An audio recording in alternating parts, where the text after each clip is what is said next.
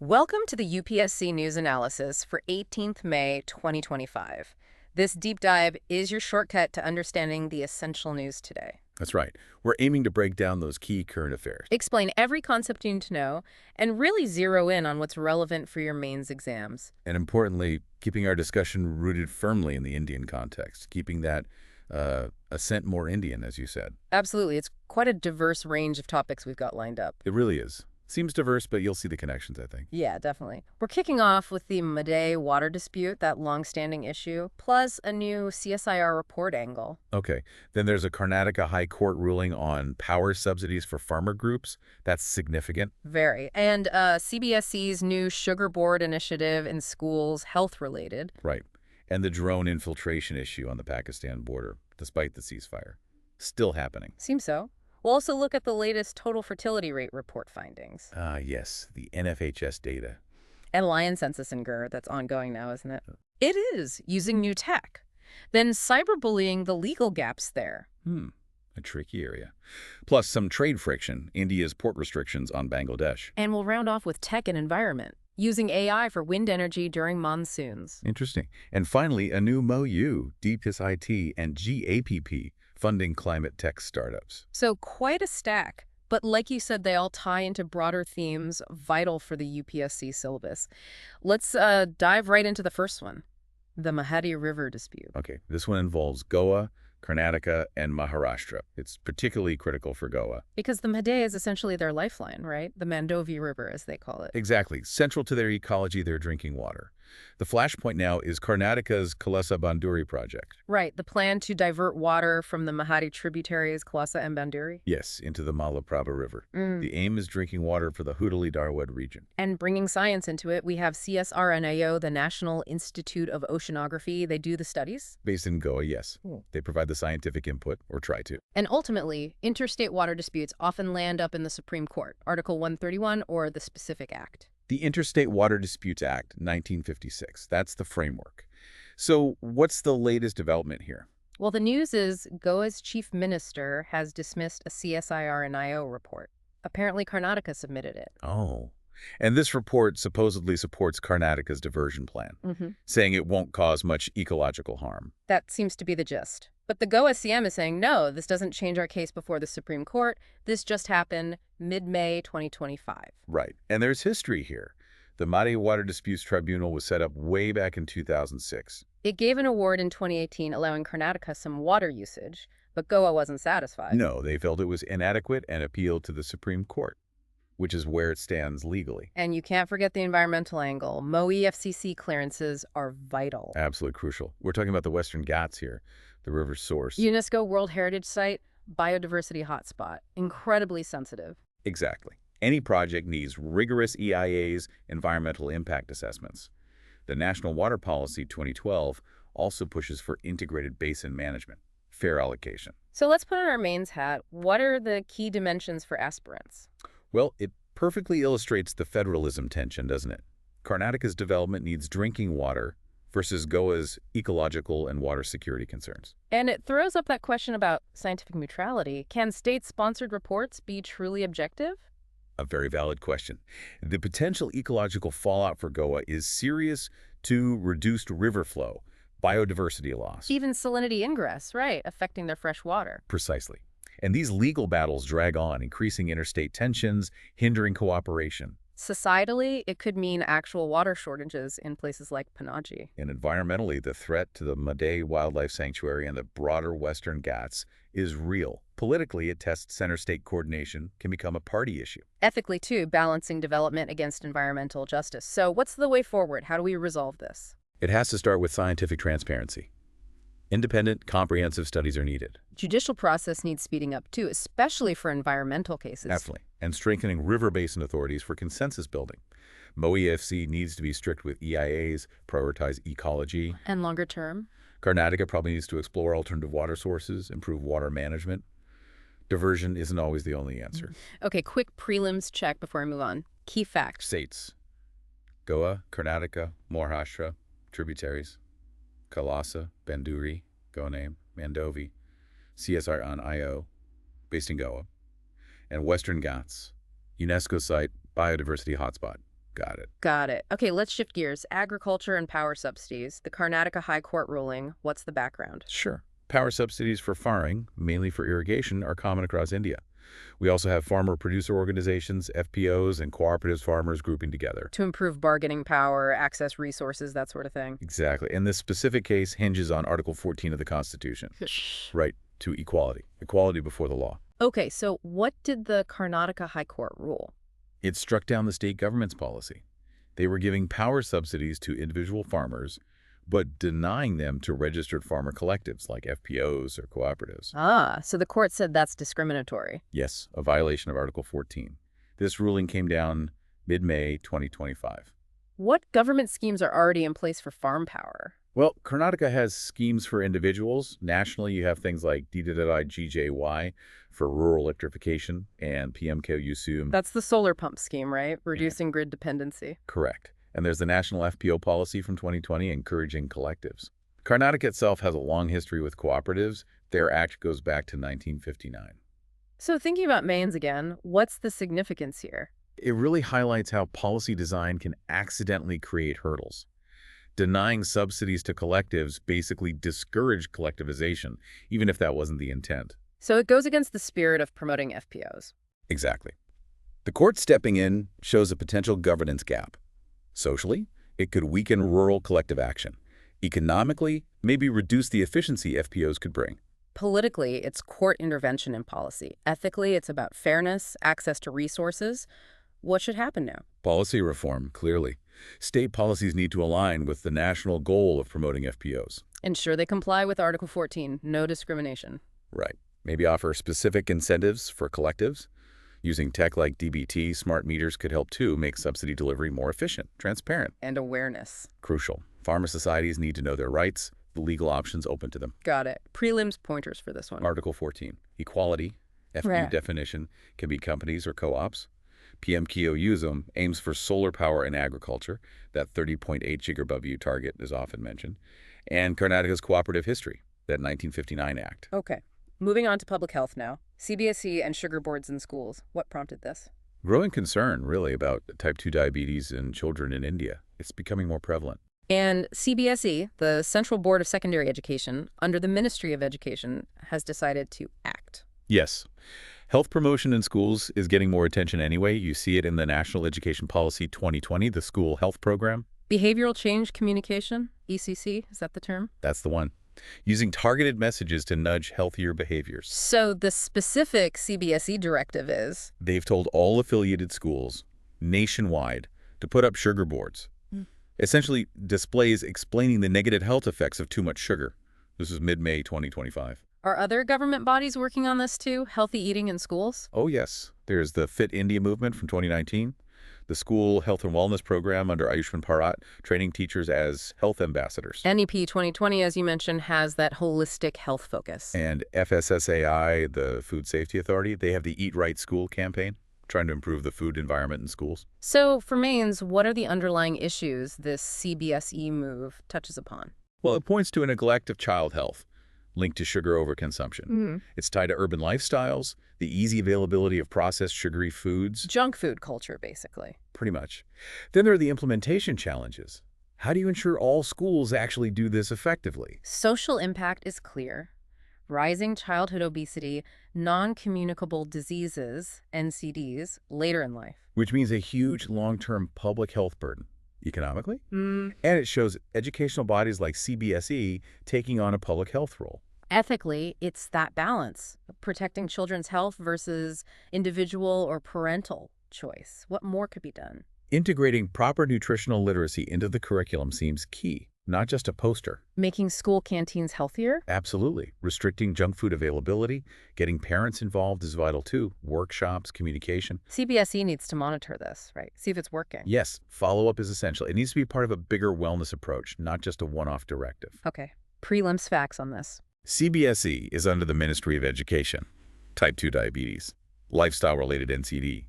NEP 2020 emphasizes health. And FSSAI's Eat Right School initiative. Remember those? Right. Let's switch to national security. Drone infiltration from Pakistan. This seems persistent despite the ceasefire. It does. India and Pakistan recommitted to the ceasefire along the line of control, the Law C, back in 2021. But these drone incidents, especially over the Punjab border, keep happening. Yes. Unmanned aerial vehicles, drones, allegedly from Pakistan, crossing into Indian airspace. They're used to drop weapons, drugs, mainly heroin, it seems sometimes explosives. And Punjab's terrain makes it easier for low-flying drones. A relatively flat, yes, harder to detect compared to mountainous areas. The BSF, Border Security Force, is the main agency managing this border. So what's the latest update? Mid-May 2025. Reports indicate it's ongoing. Arms and heroin drops via drone in Punjab continue despite the ceasefire. Places like Amritsar, Tarn sectors seem particularly affected. What's the government doing to counter this? What measures are in place? A range of things. Anti-drone tech is being deployed, radar, RF scanners, Now, was jammer. that initiative training villagers too, wasn't there? Drone shed here, yes, encouraging locals to report sightings. Then there's the Smart Fence Project, integrated surveillance. NCB, the Narcotics Control Bureau, is involved in tackling the drug angle. And high-level talks. The DGMO's Directors General of Military Operations have their hotline for managing border issues. Okay, Maine's perspective. What are the big implications? Well, firstly, it undermines the ceasefire, threatens regional stability.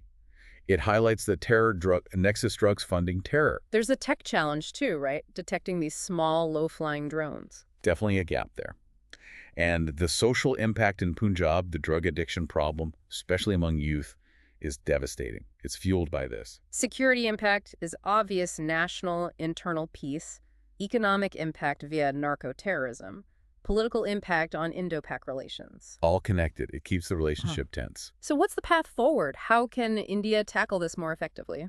Needs a multi-pronged strategy. Boosting indigenous anti-drone tech is vital, cost-effective, reliable solutions. Diplomatic pressure. Sustained pressure on Pakistan bilaterally and internationally.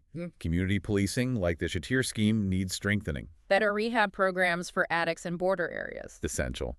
And maybe more collaboration with other countries on drone defense tech. Okay. Prelims notes? Lossy definition with the Simile Agreement in 1972.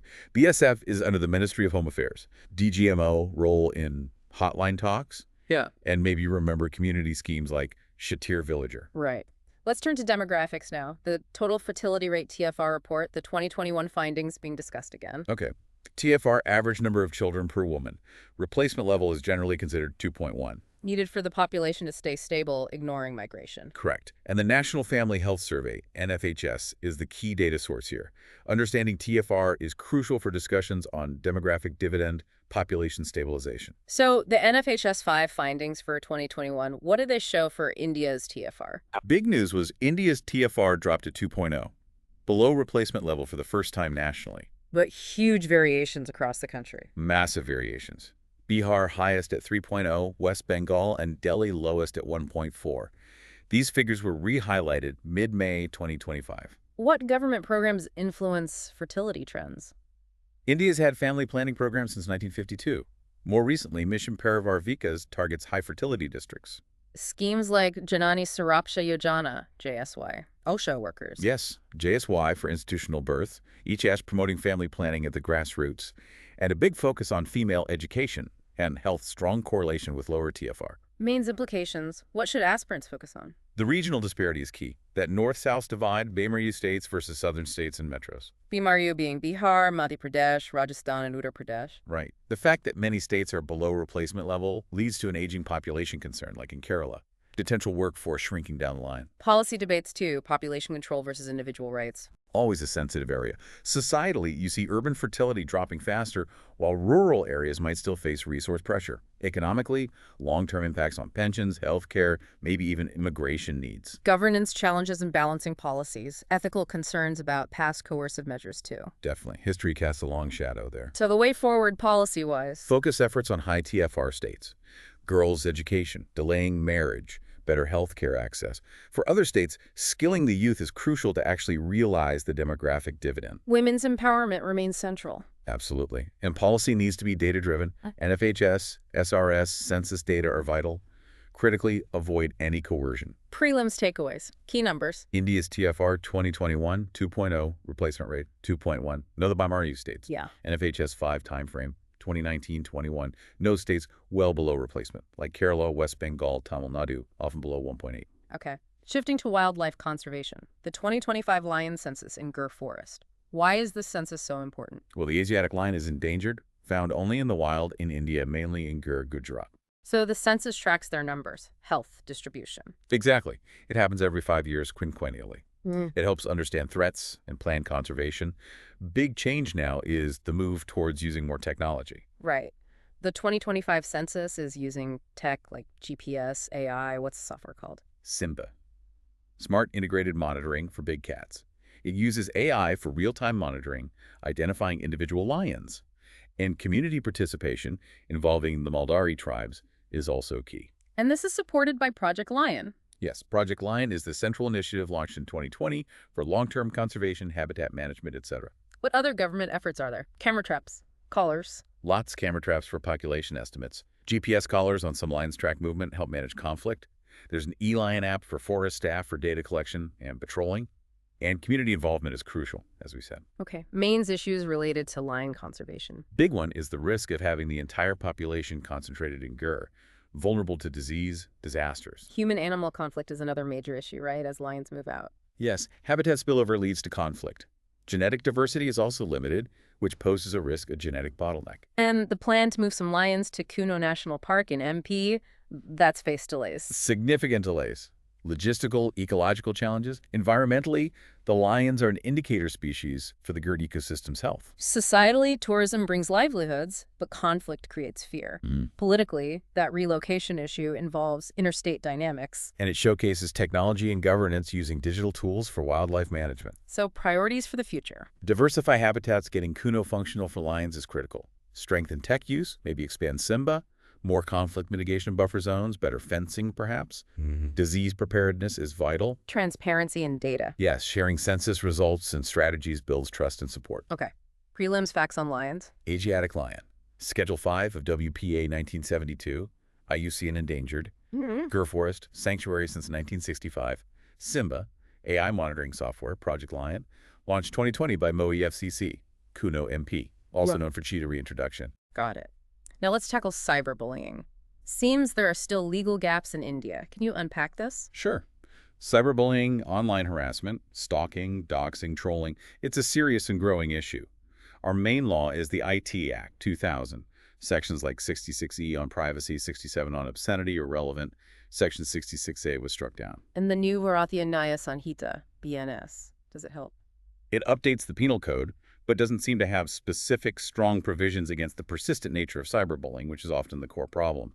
And the mental health impact on victims is immense anxiety, depression. Suicidal thoughts, even. What's the recent news highlighting the gaps? An article in The Hindu around May 18, 2025, raised these concerns: lack of adequate legal protection against sustained online abuse. What legal tools do we have currently? Well, stalking, Section 354D IPC, now in BNS, can cover online stalking. IT Act Section 67 covers publishing obscene material.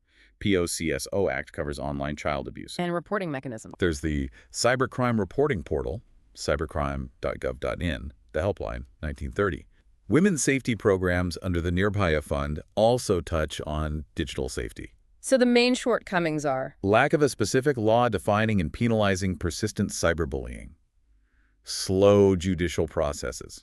Sometimes insensitivity from law enforcement. Underreporting is a big issue, too. Fear, stigma. Huge issue. And often slow or inadequate action by the social media platforms themselves. The societal impact is clear. Mental health crises, suicides, governance challenge in regulating the digital space, ethical issues around dignity, safety. Exactly. Technology often outpaces regulation. That's the core policy gap. What needs to be done? A comprehensive cyberbullying law seems necessary. Fast-track e-courts for cybercrime cases could help. More awareness campaigns about rights and safety. Stronger accountability for platforms. Definitely. They need quicker, clearer processes and digital ethics education in schools right from the start. Prelims pointers here. Section 66A IT Act. Struck down. Shreya Singhal case. BNS status regarding cybercrime updates. POCSO scope covers online child abuse. Cybercrime portal launched by Ministry of Home Affairs. Okay, let's move to international trade.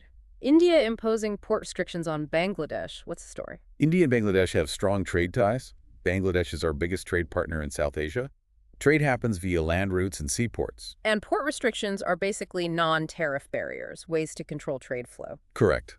The trigger here was Bangladesh reportedly blocking imports of Indian yarn via land routes. They cited protection of their domestic industry. So India retaliated. Seems so. India imposed restrictions on certain exports going to Bangladesh through Indian ports. This was reported May 18, 2025. What frameworks exist to facilitate trade between them usually? Bilateral agreements, like the BBIN Motor Vehicle Agreement for Connectivity.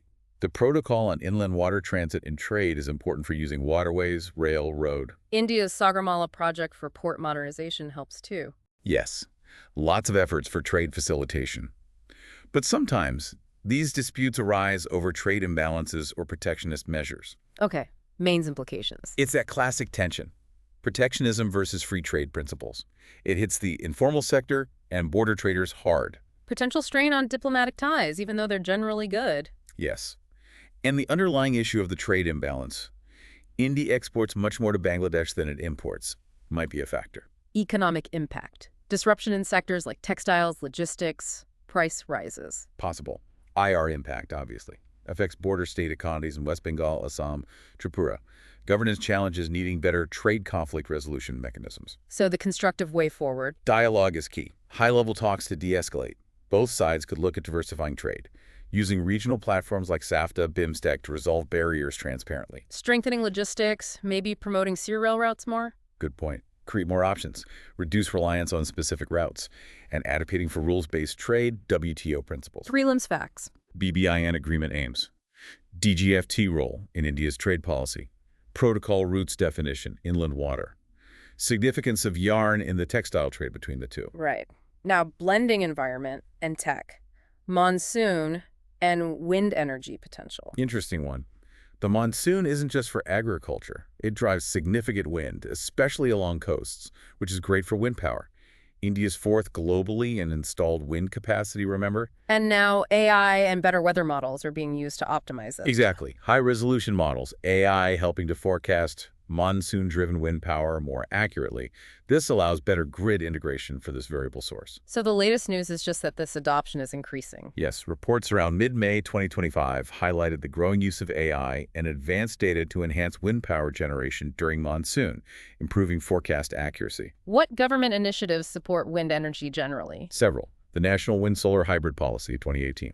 Big Renewable Energy targets 500 GW non-fossil by 2030. National Renewable Energy Mission. NIWE does resource assessment, right. National Institute of Wind Energy. Correct. And the Green Energy Corridor project builds the transmission lines needed to get that power from windy states to the grid. What are the main challenges and opportunities here? Challenge is variability. Wind speeds fluctuate, especially during monsoon. Old forecasting models weren't great. Grid integration of variable power is tricky. Land use conflicts for wind farms can arise. But the upsides? Huge environmental benefits, lower carbon footprint, economic jobs, green jobs, rural electrification, tech, AI in governance, optimizing renewables, policy alignment with climate goals. So how to boost this further? Invest more in forecasting tech AI, Doppler radar, satellite data. Smart grid expansion is crucial for handling variability.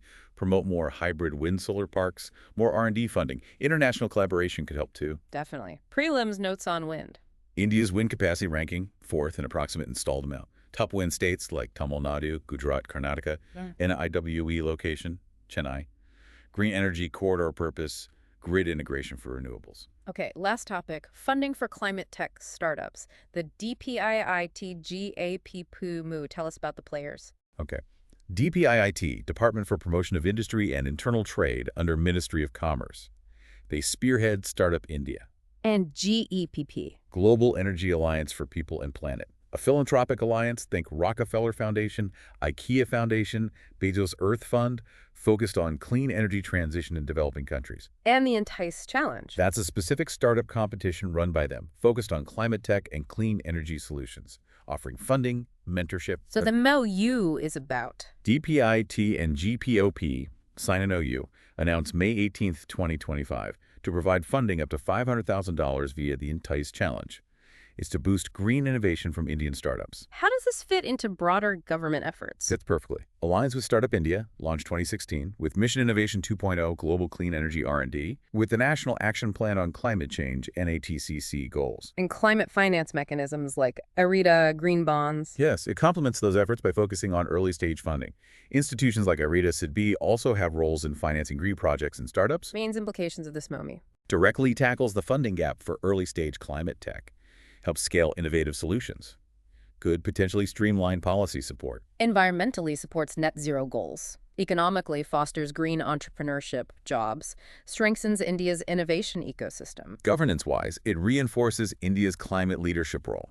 Socially, supports youth-led climate solutions. What more could be done to help climate tech startups? More dedicated climate tech VC funds needed, public and private. Easier compliance, faster environmental clearances for green startups would help. Better mentorship ecosystems, connecting startups to government missions. Absolutely. Stronger links between innovators and national programs, and fostering global partners for tech transfer. Best practices. Okay, final prelims facts for this one. DPIT's parent ministry, Commerce and Industry, GAPP's backers, key foundations. Entice acronym, Energy Transition Innovation Challenge for Entrepreneurs. IREDA's role, NBFC for Renewable Energy Finance. Right, that wraps up our deep dive for 18th May 2025. We've certainly covered a lot of ground. We have, always aiming to connect the dots and explain those core concepts for UPSC prep. Exactly. We hope this analysis was comprehensive yet understandable, keeping that Indian perspective front and center. Indeed. Understanding these interlinkages is so important. Subscribe for daily updates and definitely drop a comment to share your thoughts. We appreciate the feedback. Please do. And please join the Telegram channel. The link's in the description. You can read the news highlights there and also try a quiz based on our discussion today. Good way to test your recall. Jai Hind.